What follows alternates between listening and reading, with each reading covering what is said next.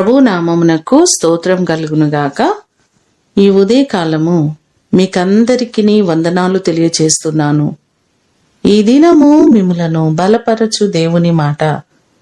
మీ దేవుడైన యెహోవా తానే మీ కొరకు యుద్ధము చేయును. యెహోషువ గ్రంథము 23వ అధ్యాయము 10వ వచనం.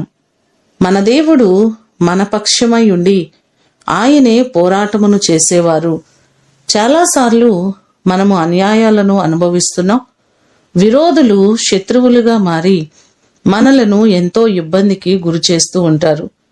యెహోవా నాతో వ్యాజ్యమాడు వారితో వ్యాజ్యమాడము, నాతో పోరాడు వారితో పోరాడుమని దావీదు భక్తుడు దేవుని సహాయాన్ని కోరుకున్నాడు. దావీదు అడిగినట్లుగా ప్రతి పరిస్థితులలో దేవుడు దావీదు పక్షముగా యుద్ధము చేసినట్లుగా బైబిల్లో మనకు కనబడుతుంది.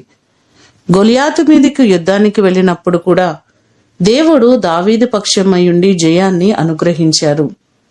ఎన్నోసార్లు చుట్టుపక్కల మన పరిస్థితులలో శత్రువు మన ఎదుట నిలబడినప్పుడు దేవుడే మనకు సహాయము చేసి ప్రతి పోరాటంలో మనకు జయాన్ని అనుగ్రహించే దేవుడు.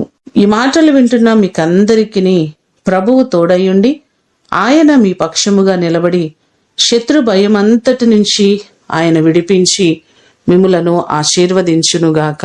ప్రార్థన చేసుకుందాం. పరలోకమందున్న మా తండ్రి, మీ పాదములకు వందనాలు, స్తోత్రాలు. మీ కృప చొప్పున మీరు మా పక్షమై ఉండి యుద్ధము చేసే దేవుడవు. మీరు లేకపోతే మేము జయించలేమయ్యా. ప్రతి పరిస్థితులను మీరు సరిచేయగలిగిన దేవుడవు. మేము పోరాడలేము, మేము జయించలేము. ఎన్నో మారులు అపవాది మా మీద పోరాడుచున్నప్పుడు ప్రతి పోరాటములో మాకు జయాన్ని కలుగు చేయండి. ఈ దినమంతా కూడా మీ సన్నిధి మాకు తోడుగా ఉంచండి. మా ప్రియులెల్లరినీ జ్ఞాపకం చేసుకుని ప్రతి వారికి నీ కృపాక్షేమములు తోడుగా ఉంచమని యేసు అతి ఘనమైన నామమున అడిగి వేడుకొని పొందియున్నాము తండ్రి. ఆమేన్. దేవుడు మిమ్ములను దీవించునుగాక.